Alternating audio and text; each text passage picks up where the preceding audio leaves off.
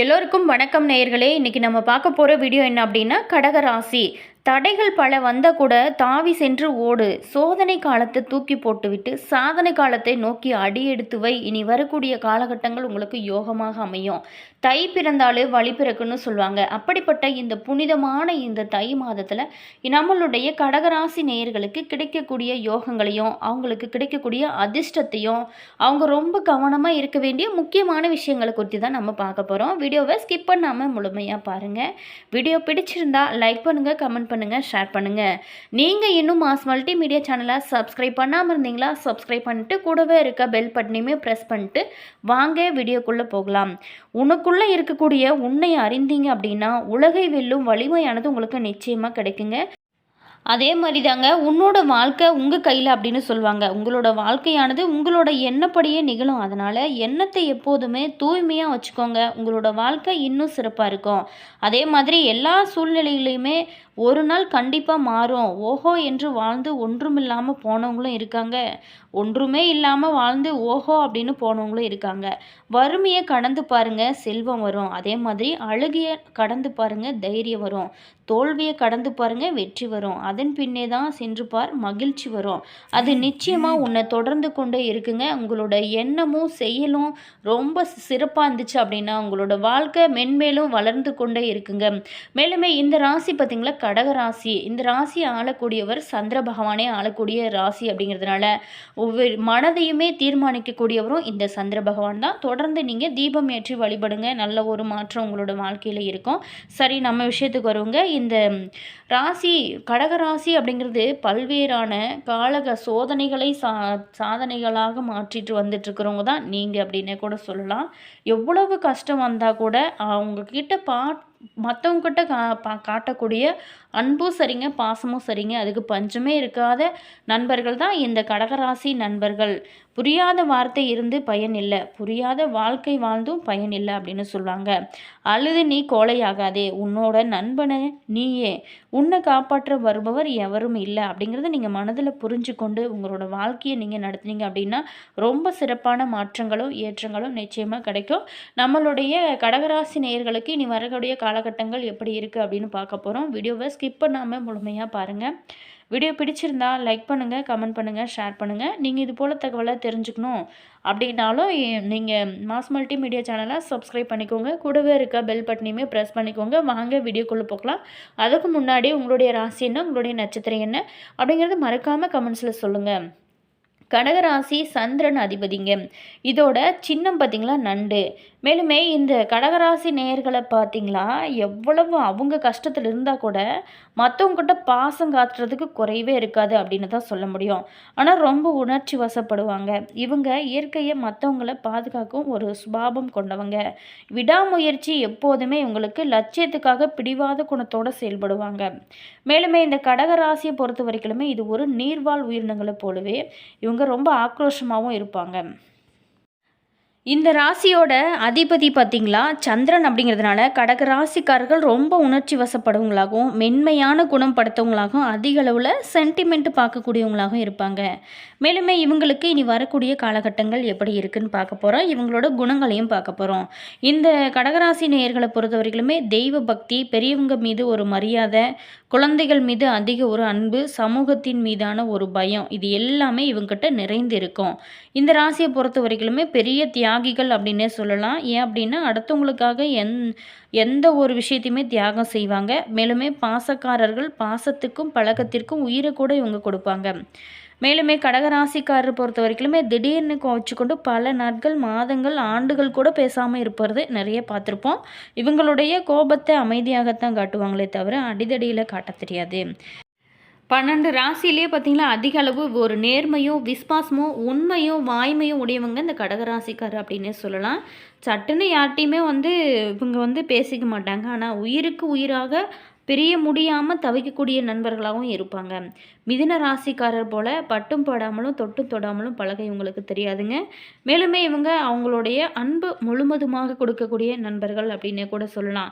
வாழ்க்கையில் பார்த்திங்கன்னா சிக்கலான ஒரு காலகட்டத்தில் இந்த கடகராசி ஆண்களாக இருந்தாலும் சரிங்க, பெண்களாக இருந்தாலும் சரிங்க, ஒரு உறுதியான முடிவெடுத்து பொறுமையாக திறமையாக செயல்படுவாங்க. அப்போது தான் இவங்களுக்குள்ளே இருக்கக்கூடிய மன உறுதியும் திட்டமிட்டு செயல்படக்கூடிய விஷயங்கள் எல்லாமே வெளிப்படும்.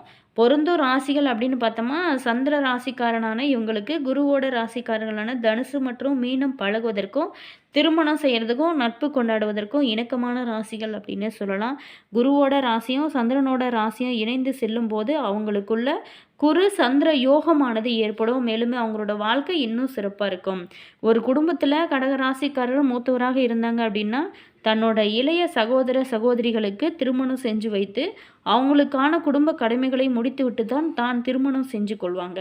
ஆணாக இருந்தாலும் சரிங்க, பெண்ணாக இருந்தாலும் சரிங்க, பெரும்பாலும் இந்த கடகராசிக்காரர் பார்த்தோம் அப்படின்னா வீட்டிற்குள்ளேயே பாதுகாப்பாக இருப்பதை ரொம்ப விரும்புவாங்க. தன் வீடு, தன்னோட கடை, தன்னோட தொழில், இந்த மாதிரியான தொழில் சார்ந்த தன்னோட குடும்பம் சார்ந்த தொழில் செய்வதை இவங்க ரொம்ப விரும்புவாங்க. நிறைய கற்பனை வளமுடைய இவங்க பார்த்திங்கன்னா சில பேர் எழுத்தாளராகவும் கவிஞராகவும் இருப்பாங்க. வெளிச்சத்துக்கு வராத வீட்டில் பூச்சிகளாக இருப்பாங்க. பொதுவாகவே இவங்க அன்பு, பொருள், ஆசை, காதல் எதுவாக இருந்தாலுமே பிறருக்கு கொடுத்து அவங்க முகத்தில் மகிழ்ச்சியை காண்பதையே தங்களோட வாழ்வோட குறிக்கோளாக கொண்டிருக்கக்கூடிய நண்பர்களாகவும் இவங்க இருப்பாங்க. அடுத்தவங்ககிட்ட இருந்து பிடுங்கி கொள்ளும் எண்ணம் இவங்களுக்கு எப்போதுமே வராது. மாறாக அடுத்தவங்ககிட்ட இருந்து மிகுந்த அன்பையும் பாதுகாப்பையும் எதிர்பார்க்கக்கூடிய ஒரு நண்பர்களாகவும் இவங்க இருப்பாங்க. சரி, விஷயத்துக்கு வருங்க. இந்த கடகராசி நேயர்களுக்கு இனி வரக்கூடிய காலகட்டங்கள் எப்படி இருக்குது, இந்த தை மாதத்தில் அவங்களுக்கு கிடைக்கக்கூடிய யோகங்களை பார்ப்போம். இந்த 2026ஆம் ஆண்டோட தை மாதத்தில் கடகராசி அன்பர்களுக்கு நீண்ட நாளாகவே இழுபறியில் இருந்த வழக்குகள் எல்லாமே தீர்வு கிடைக்க போகுது. அது மட்டும் இல்லாமல் பிரச்சனைகளுக்குமே தீர்வு, புதிய முயற்சியில் நீங்கள் வெற்றி பெறக்கூடிய ஒரு காலகட்டமும் அமைச்சிருக்குங்க. செல்வாக்கு பொறுத்த வரைக்கும் ரொம்ப சிறப்பாக இருக்கும். அதே மாதிரி குழந்தைகளோட நலனில் அக்கறை உங்களுக்கு அதிகரிக்கும். கணவன் மனைவிக்கிடையே வாக்குவாதங்களை தவிர்ப்பது ரொம்ப நல்லது. ஒருவருக்கொருவர் இங்கே புரிந்து கொண்டு நீ வரக்கூடிய காலகட்டங்களை யோகமாக மாற்றுறது உங்களோட கையில் தான் இருக்குது. மேலுமே சின்ன சின்ன விஷயத்துக்காக கோபப்படுவதை விட்டுட்டு உங்களோட வாழ்க்கையில் இன்னும் சிறப்பாக உயரணும் அப்படின்னு நினச்சிங்களா, விட்டு கொடுத்து போங்க. விட்டு கொடுத்தவங்க என்றைக்குமே கெட்டு போக மாட்டாங்க அப்படின்னு சொல்லுவாங்க. இந்த தை மாதத்தை பொறுத்த வரைக்குமே ரொம்ப யோக பலன்கள் நிறையவே இருக்குது. தை பிறந்தாலே வழி பிறக்கும் அப்படிங்கிறது ஒரு நம்பிக்கையாகவே இருந்து வருது. மேலுமே மகர மாதம் கூட இன்னும் அழைக்கப்படுதுங்க. தை மாதத்தில் கடகராசிக்காரர்களுக்கு நிறைய யோக பலன்கள் காத்திருக்கு. சூரியன் மகர ராசியில் வரக்கூடிய மாதம் தான் இந்த தை மாதம். இதனால தான் தை மாதம் மகர மாதம் அப்படின்னு அழைக்கப்படுறாங்க. இந்த கடகராசி அன்பர்களுக்கு நீண்ட நாளுக்கு பிறகு மாற்றத்தை தரும் ஒரு காலகட்டமாக இந்த காலகட்டமானது இந்த தை மாதம் உங்களுக்கு அமைஞ்சிருக்கு.